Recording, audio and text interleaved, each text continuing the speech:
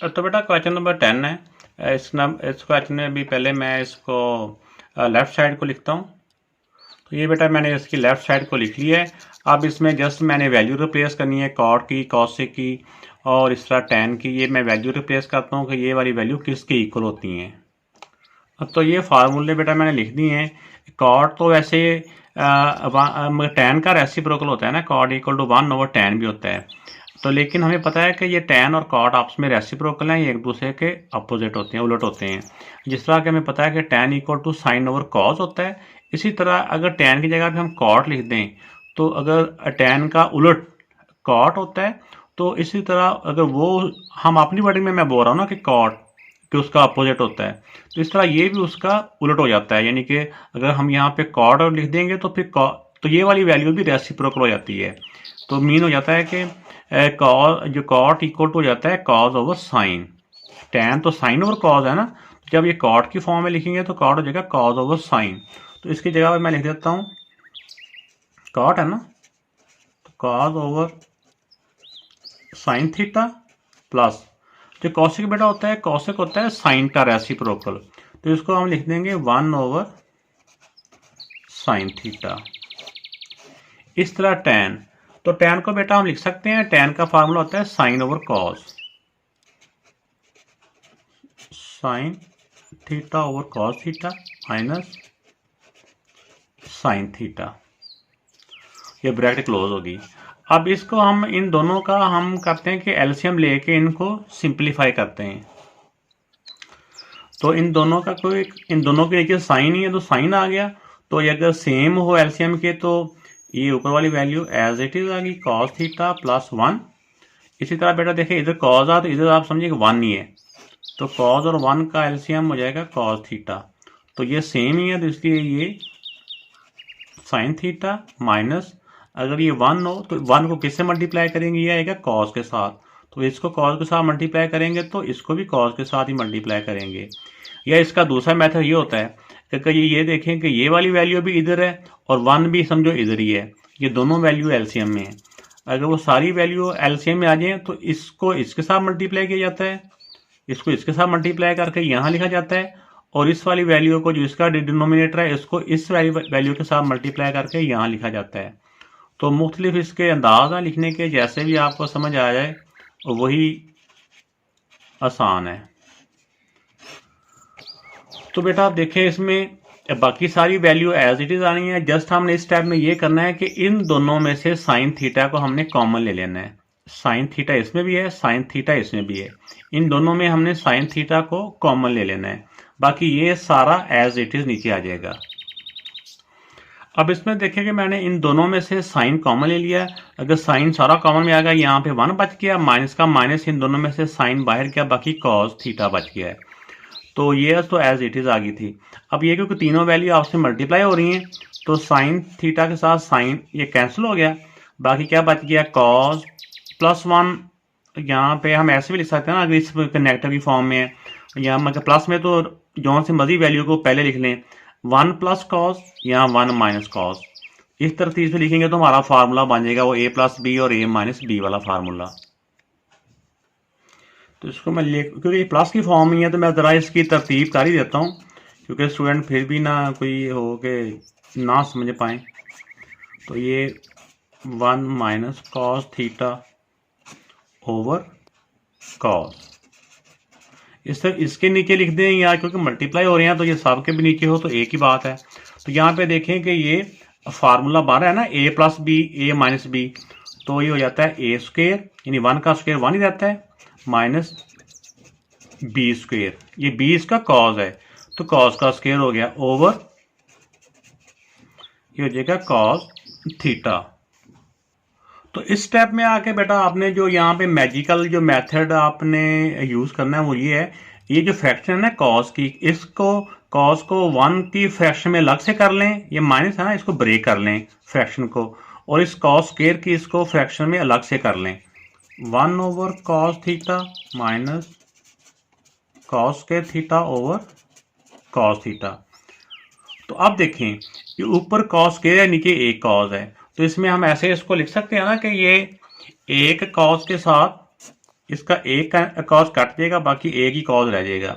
तो 1/, जो कॉज होता है ना, ये हमने इससे पहले 1/cos, इससे पहले हमने ये सीखा हुआ है। जो कॉज का रेसिप्रोकल क्या होता है, कॉज का जो रेसिप्रोकल होता है, ये इसको सेक या सीकन बोलते हैं, थीटा। तो हम इसको 1/cos की जगह पे सीकन थीटा लिख देंगे, या ऐसे ही कह लेंगे कॉज ऊपर आके सीकन थीटा बन जाता है, और माइनस ये कॉज कट गया, ऊपर सिर्फ कॉज बच गया, कॉज थीटा। तो ये बेटा बच गया। तो यही हमारा राइट साइड पे हमें रिक्वायर्ड था, तो ये हमारा आंसर आ गया है। तो बेटा ये क्वेश्चन नंबर 11 है। क्वेश्चन नंबर 11 में भी ये लेफ्ट साइड है, ये राइट साइड है, तो इसमें भी हम इसको लेफ्ट साइड को मैं पहले लिखता हूँ, फिर आगे बताता हूँ कि इस क्वेश्चन में आपने कौन सी टेक्निक यूज़ करनी है कि हमारा ये क्वेश्चन आसानी के साथ सॉल्व हो जाए। तो इस क्वेश्चन में बेटा जो मुझे आसान लगता है वो ये है कि मैं इस वाली जो फ्रैक्शन है ना, क्योंकि हमने इसकी tan की जो वैल्यू रिप्लेस करनी है ना, tan की जगह पे sin/cos, और इस तरह फ्रैक्शन में मैं लिखता हूँ तो मुझे मुश्किल महसूस होती है। मैं इसमें थोड़ा सा इसको इस अंदाज से लिखूंगा, sin theta plus cos theta, ये डिवाइड बाई है ना, तो मैं इसको इस तरह से डिवाइड बाई लिख दूंगा। ये सारी वैल्यू डिवाइड हो रही है, इसलिए मैं ब्रैकेट में लिख दिया इसको tan² थीटा -1। ठीक है ना, है ये डिवीजन ही है, ये ब्रैकेट इसलिए लगा दिया ताकि ये पता चलता है कि ये सारा डिवाइड हो रहा है, ये सारा ही वैल्यू डिवाइड हो रही थी ना, tan² थीटा -1, इसलिए मैंने इसको इसके साथ लिख दिया। अब मैं नेक्स्ट टाइम में tan की जगह पे tan की वैल्यू रिप्लेस करूंगा, और इसको भी ब्रैकेट में कर देते हैं, क्योंकि ये जो है ना, ये इस सारी वैल्यू के साथ ये डिवाइड हो रहा है, तो इसलिए इसके साथ ब्रैकेट में इसको क्लोज कर दिया। तो अब मैं tan का फार्मूला लिखता हूँ। तो ये बेटा फार्मूला मैंने लिख दिया है। अब जो हमने नेक्स्ट इसमें स्टेप करना है ना, हमने सिर्फ इस साइड को सॉल्व करना है, ये जो डिवीजन के बाद वाली है सिर्फ इसको हमने सॉल्व करते आना है। ये जो पहले है ये एज इट इज आती जाएगी। तो ये बेटा मैंने tan की जगह पे tan इक्वल होता है sin/cos के, तो tan की जगह पे sin/cos कर दिया, क्योंकि ऊपर स्क्वायर भी है तो इसलिए हम इसका भी स्क्वायर कर देंगे। अब जैसा कि मैंने पहले बताया कि ये जो पहली वैल्यू है ये एज इट इज नीचे आती जाएगी। सर हमने इसका एलसीएम लेके इसको सिंगल जो फ्रैक्शन में लिख लेना है। तो ये cos² थीटा है, तो इसका एलसीएम भी, क्योंकि दोनों साइडों पे इधर 1 ही है, तो इन दोनों का ये दोनों ही आ गए, तो cos² थीटा इनका एलसीएम हो गया। तो अगर वही वैल्यू एलसीएम हो, वही डिनोमिनेटर में हो, तो ये ऊपर वाली value as it is minus ये 1 है। अगर ये दोनों वैल्यू एलसीएम में आ जाए तो इसका ये मैथड मैंने पहले बताया कि इसको इसके साथ मल्टीप्लाई करके यहाँ पे, और इसको इसके साथ मल्टीप्लाई करके यहाँ पे, ऐसे कर लें। तो अब देखें बेटा कि अब हमने जो अगला स्टेप करना है वो हमने ये करना है कि इसको या तो इसमें दो तरह से कर सकते हैं।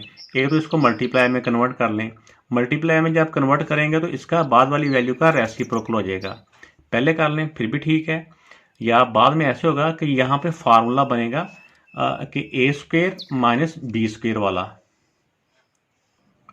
तो ये बेटा फार्मूला होता है a² - b² होता है इक्वल टू a + b। इन स्क्वेयरों के नीचे वाली वैल्यू, नीचे a और b है स्क्वेयर के नीचे, एक दफ़ा a + b और एक दफ़ा a - b।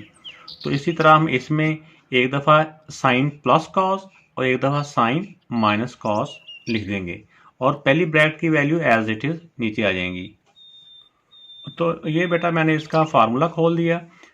तो ये समझिए a है, ये b है, अगर a + b और a - b, ये थीटा है साथ आ गया ना, मार्कर की वजह से थीटा का मुंह जुड़ गया है। तो नीचे वाली वैल्यू एज इट इज। अब इस टाइम में मैं ये करूंगा कि ये डिवीजन को मल्टीप्लाई में कन्वर्ट करूंगा, और जब इसको मल्टीप्लाई करूंगा तो बाद वाली वैल्यू का रेसिप्रोकल हो जाएगा, नीचे वाली वैल्यू ऊपर, ऊपर वाली नीचे। अब बेटा देखेंगे मैंने इस स्टेप में सिर्फ डिवीजन को मल्टीप्लाई में चेंज किया है, और साथ ही नीचे वाली वैल्यू ऊपर चली गई है और ऊपर वाली सारी वैल्यू नीचे आ गई हैं।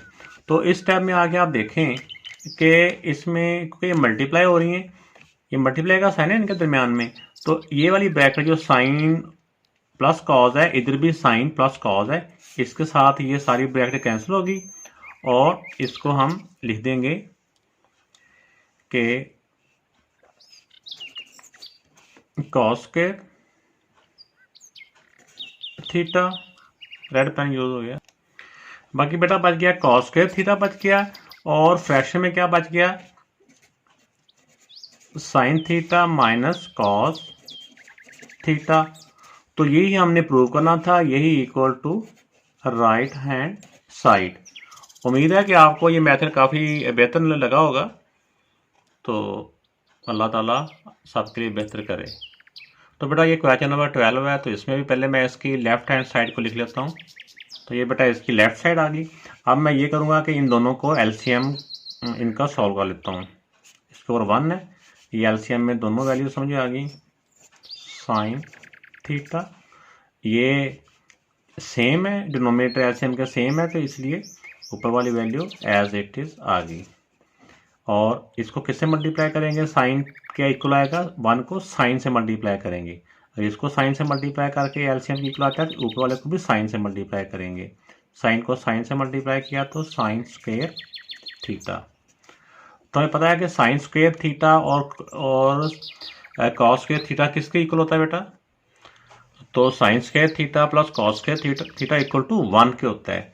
तो ये साइन स्क्वायर क्या पहले हो या बाद में हो, प्लस में कोई फर्क नहीं पड़ता, प्लस के ना दरमियान में, अगर माइनस हो फिर फर्क पड़ता है, प्लस हो तो जो सी मर्जी वैल्यू पहले आ जाए। तो दोनों का स्क्वायर इक्वल टू होता है 1 के, इन दोनों का स्क्वायर इक्वल टू 1 के होता है। इन दोनों की जगह पे 1 लिख देंगे, 1 ओवर साइन थीटा। तब हमने देखें कि साइन हमने किसके इक्वल आंसर लेके आना है, हमने आंसर बनाना है कॉसिक थीटा के।